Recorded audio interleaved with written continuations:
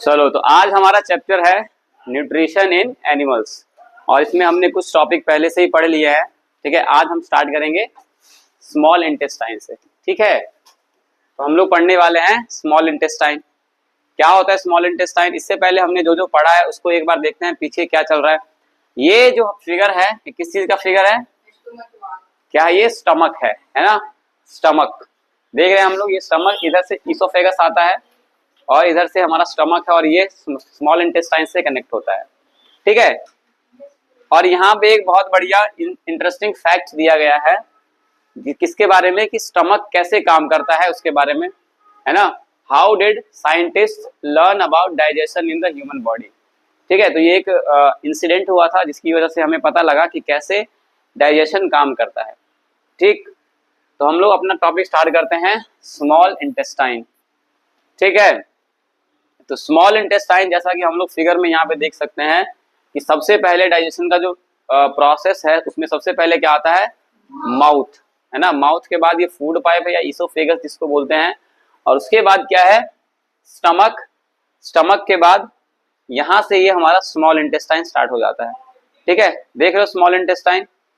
कहने के लिए ये स्मॉल इंटेस्टाइन है, इसका नाम स्मॉल इंटेस्टाइन है, मगर ये हमारे डाइजेस्टिव सिस्टम का सबसे बड़ा ऑर्गन है, सबसे लंबा ऑर्गन है।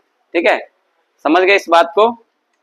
The longest part in alimentary canal after it's journey through the stomach the partially digested food moves into small intestine. तो जैसे ही स्टमक में हमारा फूड जाता है, इसमें ये पार्शली डाइजेस्टेड होता है, पार्शली डाइजेस्ट होता है, आधा अधूरा डाइजेस्ट होता है, और ये जो आधा डाइजेस्टेड फूड है ये स्टमक के बाद कहाँ जाता है? स्मॉल इंटेस्टाइन में। ठीक है, कहाँ जाता है? हाँ, बोल रहे लुक फिगर 9.4। तो फिगर 9.4 में देखने के लिए बोल रहे हैं, तो ये पूरा का पूरा फिगर दिखाया गया है, देख सकते हो। It is a sketch of stretched out alimentary canal. Guess how long it is. कितना लंबा हो सकता है ये दिया गया है, कितना लंबा एलिमेंट्री कैनाल का जो स्मॉल इंटेस्टाइन है कितना लंबा हो सकता है? 6 metre. You will be surprised that although it is called small intestine, it is almost 6 meters long.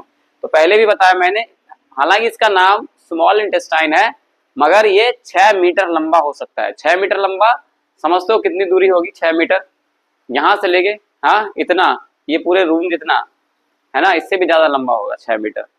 ठीक है, तो 6 मीटर लंबा होता है, 6 मीटर लॉन्ग होता है हमारा ये small intestine. Almost twice the height of your classroom, है ना, जितना क्लासरूम का हाइट है इसके डबल। ठीक है, you will be surprise to know that the small intestine is the longest part of alimentary canal. ये भी मैंने बताया अभी कि स्मॉल इंटेस्टाइन क्या है? लॉन्गेस्ट पार्ट है किसका? एलिमेंट्री कैनाल का, है ना। हमने 2-3 चीजें पढ़ी अभी इस एलिमेंट्री कैनाल के बारे में। एलिमेंट्री कैनाल जो है वो नेक्स्ट स्टेप है स्टमक के बाद। स्टमक से पार्शली डाइजेस्टेड फूड कहाँ पहुंचता है? स्मॉल इंटेस्टाइन में। स्मॉल इंटेस्टाइन के नाम से नहीं जाना है कि ये छोटा होगा, ये कैसा है? थोड़ा बड़ा है ना, सबसे बड़ा। हालांकि सबसे बड़ा है, ये 6 मीटर लंबा होता है। एलिमेंट्री कैनाल का सबसे लंबा पार्ट है स्मॉल इंटेस्टाइन। ये जो पार्ट है इतना इतना, this is your small intestine. ठीक है, आया समझ में? Okay. The small intestine receives digestive secretions from 3 sources. तो स्मॉल इंटेस्टाइन जो है वो अपने डाइजेस्टिव जूस कितने सोर्सेस से रिसीव करते हैं? 3 सोर्सेस से, 3 जगह से डाइजेस्टिव जूसेस आते हैं स्मॉल इंटेस्टाइन में, जिससे कि हमारा partially digested food completely digest होने वाला है ना। The inner lining of the small intestine itself, तो इसके इनर लाइनिंग से पहला आता है, and 2 more structure associated with alimentary canal, the liver and pancreas। ठीक है, तो स्मॉल इंटेस्टाइन में डाइजेस्टिव जूसेस 3 सोर्सेस से आते हैं। पहला तो स्मॉल इंटेस्टाइन की जो दीवार होती है उसमें से ही आता है। ठीक है, दूसरा लिवर से आता है, और तीसरा किससे आता है? पैनक्रियाज से आता है। ठीक है, डाइजेस्टिव जूसेस क्या होती हैं? क्या कोई बताएंगे digestive juices? What do you mean by digestive juices? Digestive juices मतलब वो जूसेस, वो लिक्विड, वो सब्सटेंस जो हमारे भोजन को पचाने के काम आता है, डाइजेस्टिव यानी पचाने वाला जूस, है ना, समझ गए। ओके, अब लीवर की बात कर रहे हैं, तो लीवर क्या सिक्रीट करता है, द लीवर सिक्रीट्स बाइल, क्या, बाइल, याद रख लेना इसको, लीवर क्या सिक्रीट करता है, बाइल सिक्रीट करता है, विच इज माइल्डली बेसिक। और ये जो बाइल है जो कि लीवर के द्वारा सिक्रीट किया जाता है, ये कैसा होता है नेचर में, बेसिक होता है। कैसा होता है, एसिड बेस पढ़ा है ना तुम लोगों ने, एसिड बेस पढ़ा है ना, तो एसिडिक और बेसिक समझते हो ना, तो ये जो बाइल जूस है वो कैसा होता है, बेसिक होता है। कैसा होता है, बेसिक इन नेचर। देखो, रिकॉल द न्यूट्रलाइजेशन, अभी मैंने जो बताया न्यूट्रलाइजेशन रिएक्शन इन चैप्टर, तो न्यूट्रलाइजेशन तुम्हें याद होगा, पढ़ा है हमने, एसिड और बेस में न्यूट्रलाइजेशन पढ़ा होगा। इसमें एसिड को जब बेस में मिलाते हैं या बेस को एसिड में मिलाते हैं तो क्या होता है, न्यूट्रलाइजेशन होता है। न्यूट्रलाइजेशन का मतलब क्या है कि एसिड और बेस आपस में एक दूसरे को कैंसिल आउट कर देते हैं, ठीक है, और एक न्यूट्रल सब्सटेंस बनता है हमारे पास, इसी को बोलते हैं न्यूट्रलाइजेशन। तो अब यहाँ पे क्या रोल है न्यूट्रलाइजेशन का, ठीक है, तो देखो जरा, bile neutralises the acids present in the food moving down from the stomach. तो जो बाइल है जो कि लीवर से सिक्रीट होता है, जो कि बेसिक इन नेचर होता है, हमारे स्टमक से जो एसिडिक फूड आ रहा है ना, स्टमक में हमें पता है कि HCl होता है, हाइड्रोक्लोरिक एसिड होता है ना, HCl पढ़ा है ना, स्टमक में क्या होता है, HCl, हाइड्रोक्लोरिक एसिड। तो हमारे फूड को वो एसिडिक कर देता है। तो जैसे ही फूड, ठीक है, स्टमक से स्मॉल इंटेस्टाइन में जाता है, तो स्मॉल इंटेस्टाइन में लीवर से एक एंजाइम डाइजेस्टिव जूस सिक्रीट होता है जिसका नाम है बाइल। और बाइल जो है वो नेचर में बेसिक है, और बेसिक यानी कि एसिडिक जो आ रहा है उसमें बेस मिलता है और वो न्यूट्रलाइज हो जाता है, समझ गए, यही फंक्शन है बाइल का। उसके बाद and breaks down fats into tiny droplets making its digestion easier. और हमारा सारा का सारा फंक्शन जो है वो किस लिए है, क्योंकि हमें डाइजेशन को इजी बनाना है। ओके, नाउ हम देखते हैं पैनक्रिया का क्या काम है, और पैनक्रिया कौन सा डाइजेस्टिव जूस सिक्रीट करता है हमारे फूड को डाइजेस्ट करने के लिए। तो पैनक्रिया सिक्रीट्स पैनक्रियाटिक जूस, क्या, कौन सा जूस, पैनक्रियाटिक जूस। पैनक्रिया क्या सिक्रीट करता है, पैनक्रियाटिक जूस, है ना। और ये बताओ एसिडिक होगा कि बेसिक होगा, which is also basic in nature and helps neutralize acids present in the food. Additionally, pancreatic juice also breaks down carbohydrate. Pancreatic juice किसको ब्रेक करता है, कार्बोहाइड्रेट को। बाइल जूस किसको ब्रेक कर रहा था, फैट को। साथ में कार्बोहाइड्रेट के साथ में ये प्रोटीन को भी ब्रेक करेगा और फैट को भी ब्रेक करेगा, है ना। देखो, हमारे खाने में हमने ये तो पढ़ा है क्लास 6 में कि हमारे खाने में क्या सब होते हैं, there are different components of food such as carbohydrate, protein, minerals, vitamins, है ना, फैट, सब चीज होते हैं हमारे फूड में।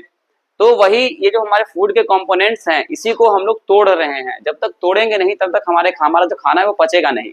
और यही तोड़ने का काम कौन कर रहे हैं, ये डाइजेस्टिव एंजाइम जूसेस कर रहे हैं, समझ आया, है ना।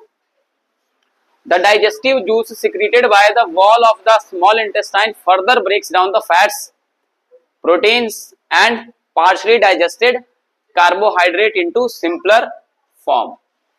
तो सबसे ज्यादा इंपॉर्टेंट क्या है कि इसको सिंपल फॉर्म में बनाना, क्योंकि हमारा जो सेल है, हमारी जो बॉडी है, वो कॉम्प्लेक्स फॉर्म में carbohydrates and other components of food वो डाइजेस्ट नहीं कर सकता है। उसे सिंपल करके तोड़ता है, उसके बाद वो डाइजेस्ट करता है, उसके बाद उसमें से वो न्यूट्रिएंट्स को एब्जॉर्ब करता है, समझ गए। चलो आगे है क्या, कि जो डाइजेस्टेड फूड है ना, digested nutrients pass on from small intestine to the blood present in the blood, ठीक है, blood vessels found in the walls of the small intestine. तो अब क्या हो रहा है, तो अब खाना पूरा पच चुका है, और खाना पचने के बाद उसमें जो पोषक तत्व है, उसमें जो न्यूट्रिएंट्स है, उसको एब्जॉर्ब करने की बारी है ना। Small intestine, stomach, large intestine, ये सारी की सारी चीजें जो है वो एलिमेंट्री कैनाल का पार्ट है। और हमारा जो न्यूट्रिएंट्स है वो एलिमेंट्री कैनाल से हमारे बॉडी में भी तो जाना चाहिए, तभी तो हमें एनर्जी वगैरह मिलेगी। अगर न्यूट्रिएंट हमारे बॉडी में जाएगा ही नहीं तो एनर्जी कहाँ से मिलेगी। तो ये जो न्यूट्रिएंट हमारे बॉडी में जाने वाला पार्ट है, इसी को हम लोग बोल रहे हैं एब्जॉर्प्शन। क्या बोलते हैं? एब्जॉर्प्शन। एब्जॉर्ब करता है न्यूट्रिएंट्स को। कौन एब्जॉर्ब करता है? तो स्मॉल इंटेस्टाइन ही करता है ना। This process is known as absorption of nutrient. How are these nutrients absorb? ये न्यूट्रिएंट्स जो है वो कैसे एब्जॉर्ब होते हैं, इसके लिए भी हमें समझना पड़ेगा। The inner lining of the small intestine is thin and has thousands of finger-like projections. क्या है? Finger-like projections होते हैं। ये देखो, ये जो प्रोजेक्शन दिख रहा है, inner lining of the small intestine, है ना, उंगली जैसे प्रोजेक्शन, ये है ना, निकले हुए उंगली जैसे, है कि नहीं? Finger-like projections ये स्मॉल इंटेस्टाइन के वॉल में है, इनर वॉल में है। मान लो स्मॉल इंटेस्टाइन एक पाइप की तरह है ना, और एक पाइप की तरह है, और इस पाइप के अंदर वाले भाग में इस तरह से प्रोजेक्शंस निकले हुए हैं। ठीक है, ये प्रोजेक्शंस निकलने से होता क्या है, तो जो वॉल का सरफेस एरिया है वो बढ़ जाता है। ठीक है, अब वॉल का सरफेस एरिया बढ़ जाता है तो यानी कि वो ज्यादा एब्जॉर्ब कर पाएगा, है ना। अगर सरफेस एरिया बढ़ जाएगा तो क्या होगा? ज्यादा एब्जॉर्ब करवाएगा। जितनी ज्यादा प्रोजेक्शंस होंगी, देखो प्रोजेक्शन में सरफेस एरिया कैसे बढ़ता है, ये क्वेश्चन तुम लोग पूछोगे। देखो, अगर ये फ्लैट है, मान लो फ्लैट में ये सरफेस एरिया है ना, लेकिन जैसे मैंने प्रोजेक्शन किया तो देखो ये जो है प्रोजेक्शन, यहाँ से ये एरिया ऐसे ऐसे आ गया, तो ये बढ़ा कि नहीं बढ़ा? ये भी ऐड हो जाएगा, फिर यहाँ पे तो ये ऐड हो जाएगा, फिर यहाँ पे तो ये ऐड हो जाएगा, है ना। तो सरफेस एरिया इस तरह से बढ़ जाता है। ठीक है, सरफेस एरिया बढ़ जाता है तो एब्जॉर्प्शन भी ज्यादा होता है। आगे देखते हैं हम लोग क्या बोल रहे हैं। देखो लिखा हुआ है ना, that increases the surface area for efficient nutrient absorption, है ना। These finger like projections allow the digested nutrients to pass into the blood which carries them to different parts of the body. तो यही जो finger like projections हैं, है ना, जो nutrients को एब्जॉर्ब करते हैं, यही न्यूट्रिएंट्स को एब्जॉर्ब करके किसको दे देते हैं? ब्लड को। और ये जो ब्लड है, ये ब्लड हमारे पूरे बॉडी में सर्कुलेट होता है ना, सर्कुलेटरी सिस्टम में। तो ये सारे बॉडी में, पूरे बॉडी पार्ट में ब्लड जो है वो खाने के जो न्यूट्रिएंट्स है उसको लेके पहुंचाता है, ताकि हमारा बॉडी जो है वो फंक्शन कर पाए। समझ गए? दीज न्यूट्रिएंट्स प्रोवाइड एनर्जी, है ना। ये न्यूट्रिएंट्स हमें क्या देते हैं? एनर्जी देते हैं। Support growth and repair and help the body function properly. समझ में आ गया? आया समझ में कि नहीं आया? स्मॉल इंटेस्टाइन सबको आ गया समझ में? क्या फंक्शन है स्मॉल इंटेस्टाइन का, है ना। समझ गए? सबसे पहली बात कि स्टमक यानी पेट में आधा पचा हुआ खाना पेट से स्मॉल इंटेस्टाइन की तरफ बढ़ती है। स्मॉल इंटेस्टाइन में 3 तरह के जूसेस सिक्रीट होते हैं, है ना। पहला जो है वो स्मॉल इंटेस्टाइन के वॉल से ही सिक्रीट होता है, दूसरा है वो पैनक्रियास से होता है, और तीसरा लिवर से होता है। ठीक है, लिवर से कौन सा होता है? Bile juice. पैनक्रियास से कौन सा होता है? Pancreatic juice. और ये दोनों के दोनों कैसे हैं? नेचर बेसिक है। और जो पेट से एसिडिक सब्सटेंस आ रहा है, खाना आ रहा है, इसको ये न्यूट्रलाइज करता है, और ये फर्दर हमारे कंपोनेंट्स ऑफ फूड को ब्रेक डाउन करके उसे डाइजेस्ट करने में हेल्प करता है।